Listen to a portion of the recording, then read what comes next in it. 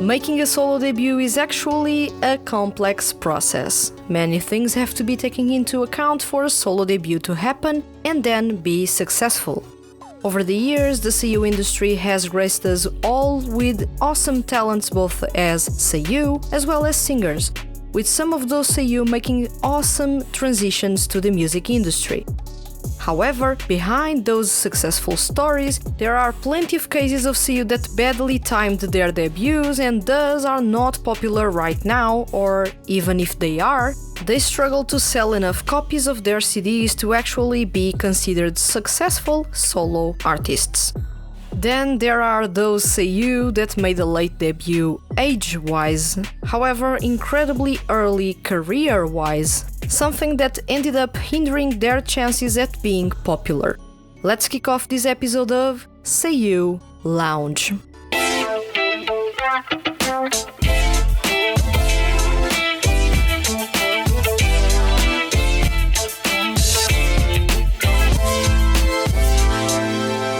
Welcome to Seiyuu Lounge, I am your host Vanessa and today's topic is badly timed debuts and late debuts.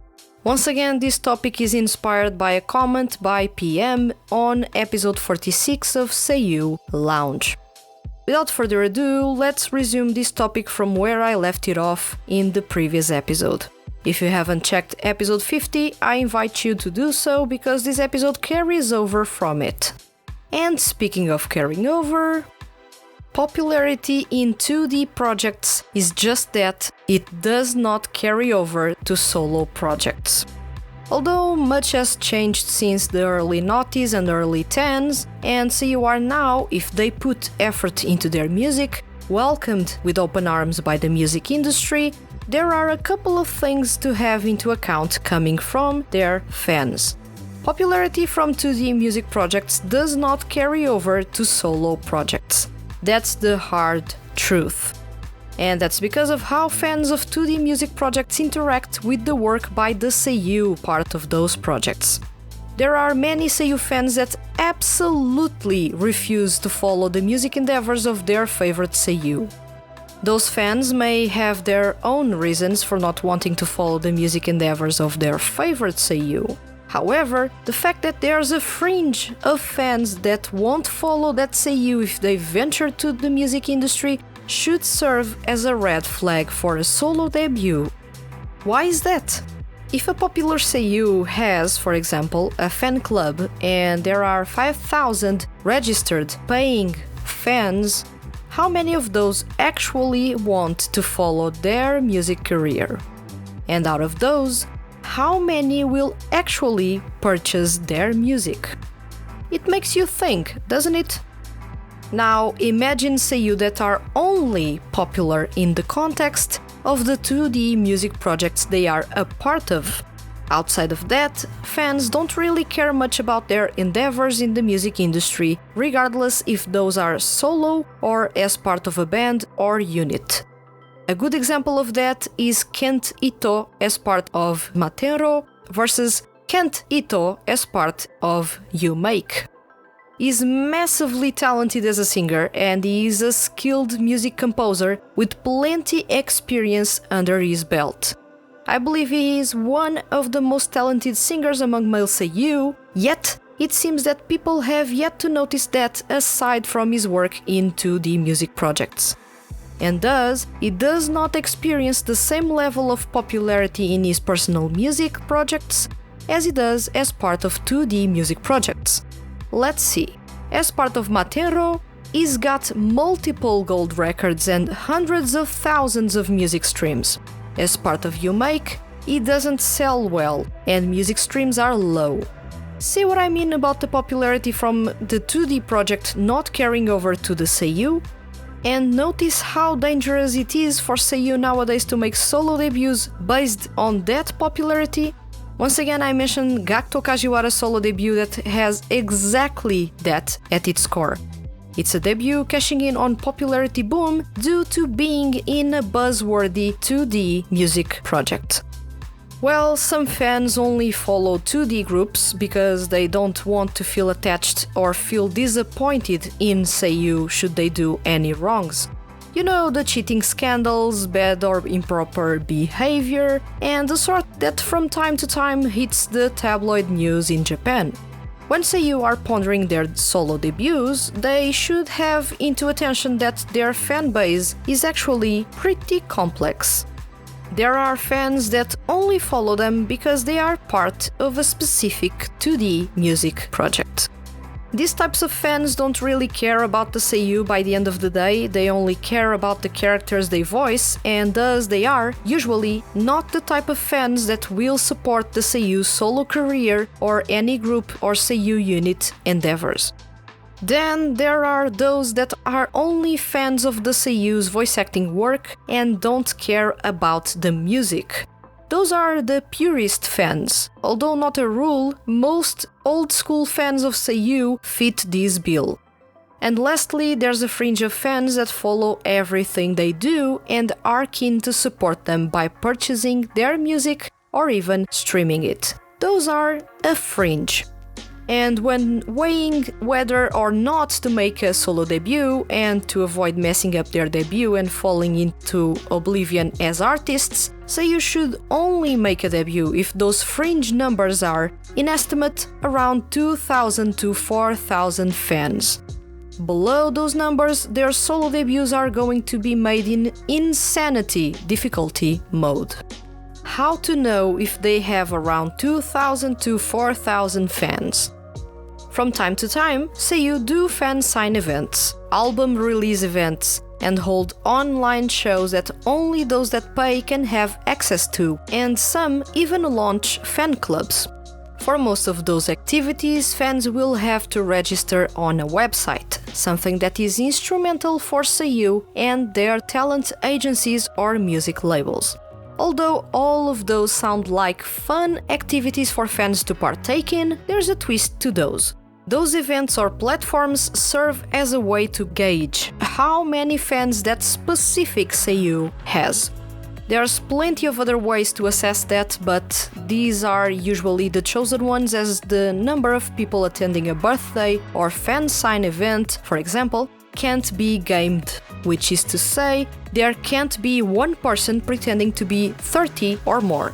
That way you avoid fanatical fans that register several accounts to follow their favorites just to artificially boost follower numbers, or even the ones that purchase 30 or 40 copies of the same CD just to boost sales numbers for seiyuu. Physical events or events that only allow fans to watch the live streams from only one platform help locking away fans that could artificially give a sense that a seiyuu is extremely popular when they aren't, for example. At the same time, with physical presence required at events or by asking for fans to pay to access content, seiyuu are in that way assessing how many willing, paying fans they have. Those are the ones most likely to support them when they make a solo debut and later on anything related to their music career. This, of course, isn't a fallible method, because sometimes there are people that follow that seiyuu and actually purchase their music, but they don't attend those events nor pay those subscriptions. I don't know about you, but I am this type of fan. I purchase music by my favorite seiyuu, but I refuse to join their fan clubs, and thus I am not counted among those willing, paying fans that seiyuu have into account for solo debuts to happen or new content to be released. Of course, as an international fan, I would never be taken into account. Music labels still don't take into account the international fans of seiyuu. And Japanese music charts do not count CD sales at Japanese online stores made to overseas. In my opinion, they should count those because the music was purchased to a retailer based in Japan, but hey, who am I to dictate how Oricon and Billboard should work? Back to the topic at hand. Even among those willing, paying fans, there are some that, for example, only want that status of being a member of a fan club to rub it off on the other fans online or even in person. They want to feel exclusive. Nothing else matters. By the end of the day, those fans are not willing to support the seiyuu solo career to begin with. and if they can, they will be the ones to download the seiyu's music illegally instead of purchasing or streaming it.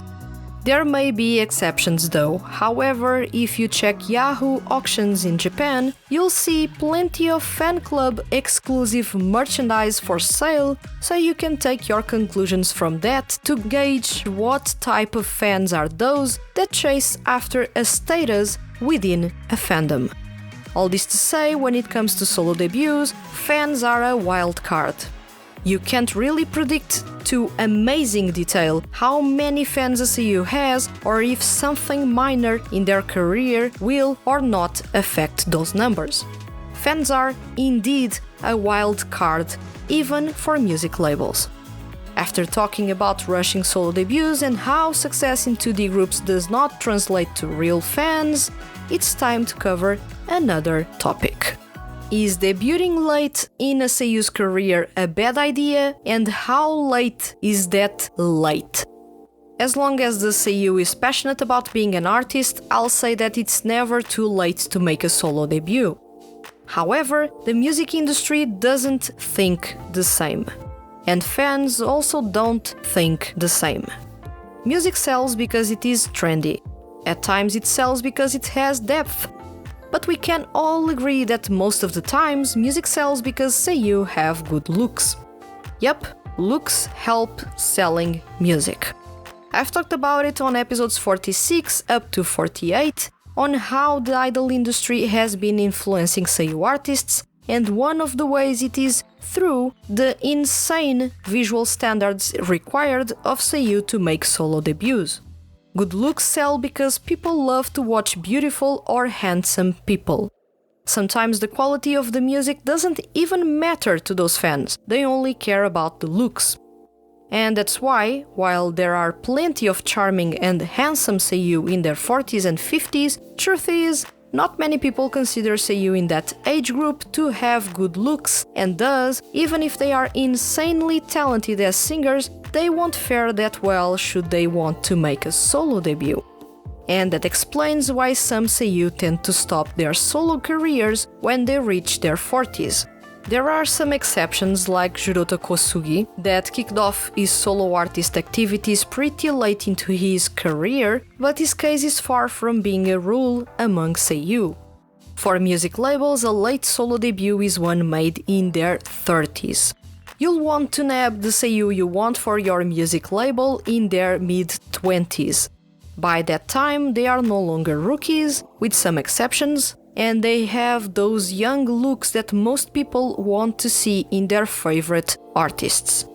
It's the perfect time, at least from a business and artist management perspective, to sign seiyuu as solo artists. Like I said before, for me, as long as seiyuu are passionate about being artists and are not just doing it for the money, something that you can easily tell by how involved they are in their music or even the effort they put into their singing, I am of the opinion that seiyuu can make solo debuts even if they are considered old by most people. The chances for success for seiyuu making their solo debuts in their 30s or later are not high, but as long as they are passionate and have a passionate group of people supporting them, they can indulge in that passion of theirs and aim at being seiyuu artists. Should seiyuu, regardless of their age, make solo debuts because of a sudden boom in popularity? Short answer, if seiyuu want to quickly earn a lot of money and don't care much about artist career longevity, yes. If they care about their career and have some sort of integrity as artists, I'll say they shouldn't. The seiyuu industry is exactly that, an industry. And as in every industry, the people active in it will want to earn money for their talents. That's only fair. That mindset, however, is exacerbated when seiyuu join 2D music projects and those projects experience a lot of success. At times, seiyuu notice a popularity boom for themselves because of those projects, and thus they will want to capitalize on it. That mentality of striking while the iron is hot is very much present in the most recent rushed solo debuts. Music labels love fast and easy money. Seiyuu want to be paid. That's the perfect synergy right there. However, like I've told you before, that popularity boom is most of the times apparent for Seiyuu.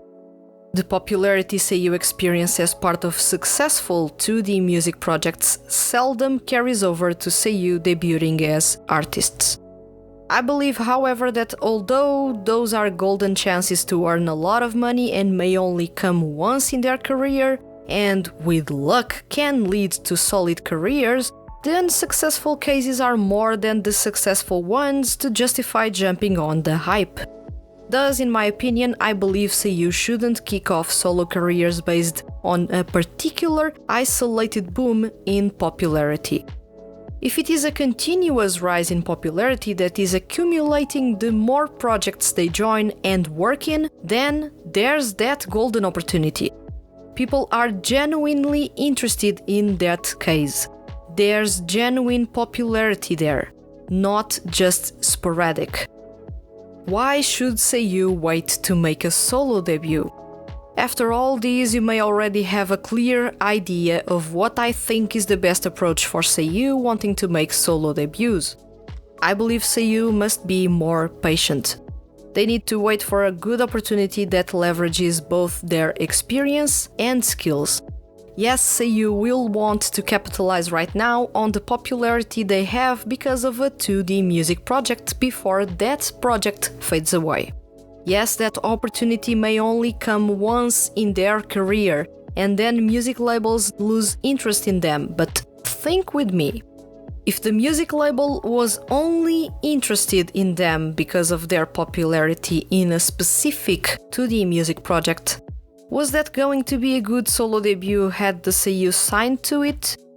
I reckon it wouldn't be a good one, and once that popularity faded away, the Seiyuu would slowly find their activities as a solo artist reduce and eventually come to an end.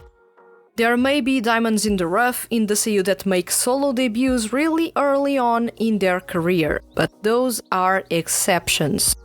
At the same time, Seiyuu making debuts a bit later in their career should ponder well the timing in which they do so in order to avoid failing at something that can only be done once in their career, which is to make a solo debut. Mistimed debuts. To wrap up this episode, let me talk a bit about mistimed debuts. This is something that is beyond frustrating from a fan's standpoint to follow. As a fan, you are aware of the skills your favorite Seiyuu have. Some Seiyuu are genuinely good singers with skills that even other Seiyuu recognize, and you start getting excited about the prospect of them making their solo debuts. However, if they mistime their debuts, it can lead to frustration after frustration. Let me illustrate this with two cases that you may already have heard a lot about: Tasuku Hatanaka and Takuya Sato. I've talked plenty about both throughout the podcast's episodes, but I'll say it again. Tasuku Hatanaka's lack of success as a solo artist is a result of bad timing, lack of direction with his career, and want to do everything while not specializing in anything sound-wise. Tasuku Hatanaka made his solo debut in the summer of 2017. In that year, and in the exact same season, Soma Saito made his solo debut. They were the buzzworthy solo debuts of 2017. Both made solo debuts under major music labels. Both performed pop music in their debut CD. Both were, and still are, pointed out as massively talented singers among Seiyuu. On paper, it looks like Hatanaka should be out there at the top of popularity as an artist alongside Saito, yet he isn't. The question is, how come Hatanaka failed to find success as a solo artist?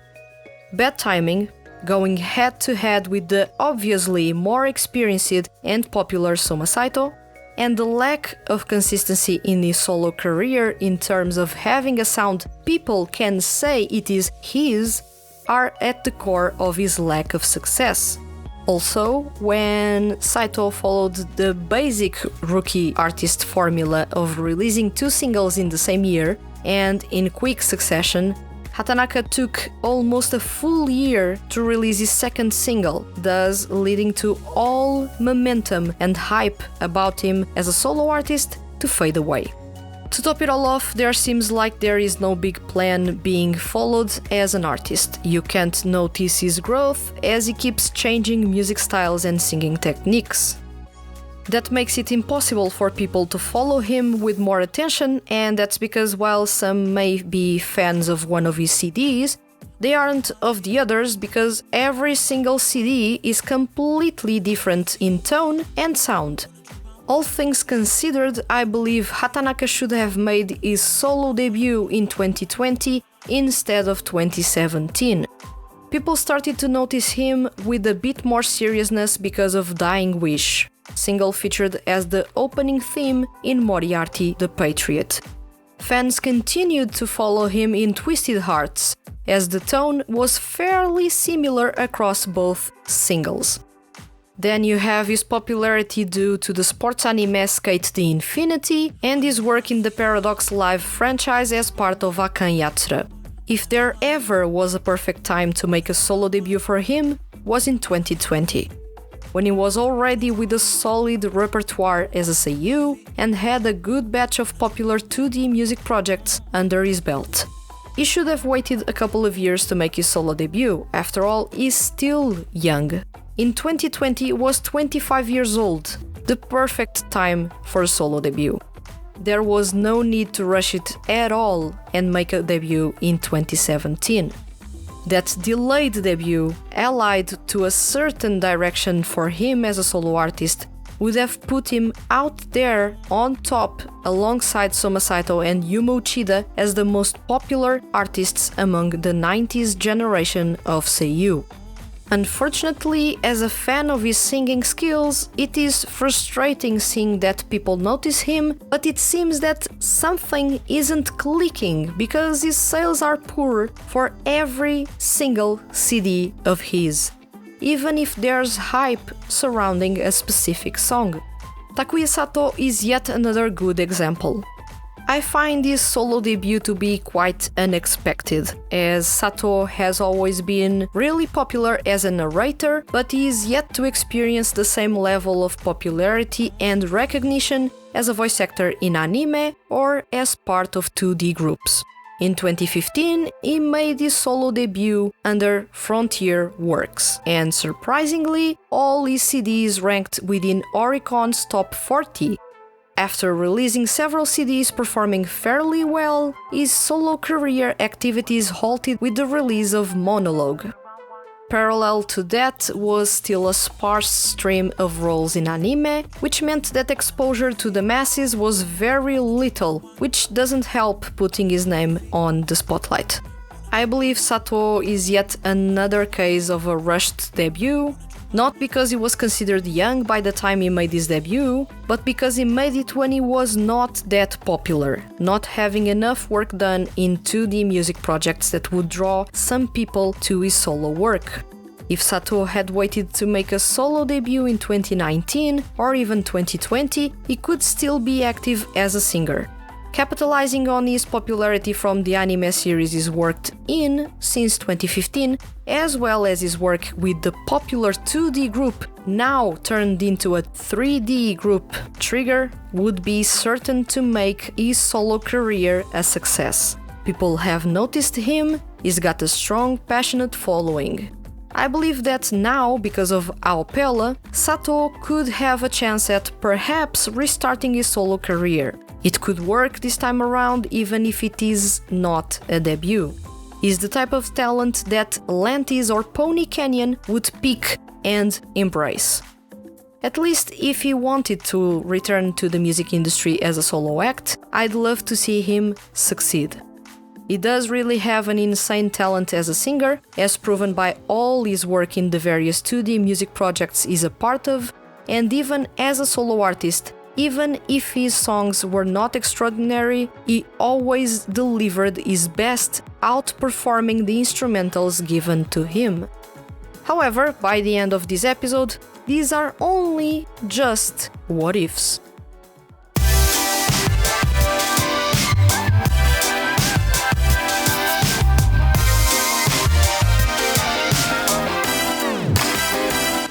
Saying that Seiyu need to perfectly time their debuts may sound impossible or even ridiculous to you, but let me tell you that music labels, the big ones, do exactly that.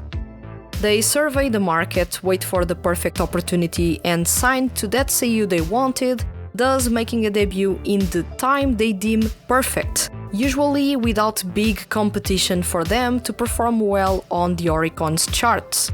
After that, it's a matter of nurturing their Seiyu artist as a performer, or their Seiyu artist growing and wanting to be serious about creating their music. That, paired up with a consistent sound, their experience and singing skills, is a recipe for long-lasting success. It is already insanely difficult for popular Seiyu to actually be popular as singers, and it takes a lot of preparation, a good team, an equally good music label with resources, and the Seiyu's popularity for some success to happen. Now tell me, what do you think? Should Seiyu make solo debuts when they feel like it, or play it safe instead? Let me know in the comments below, and remember, leave your comments as complex or as simple as they may be, and you can be featured on upcoming episodes of Seiyu Lounge. If you enjoyed this episode and don't want to miss the Hand That Feeds HQ's weekly male Seiyu and music-related content, hit the subscribe button. I'll return next week with another episode of Seiyu Lounge. Thank you for listening, and see you guys around.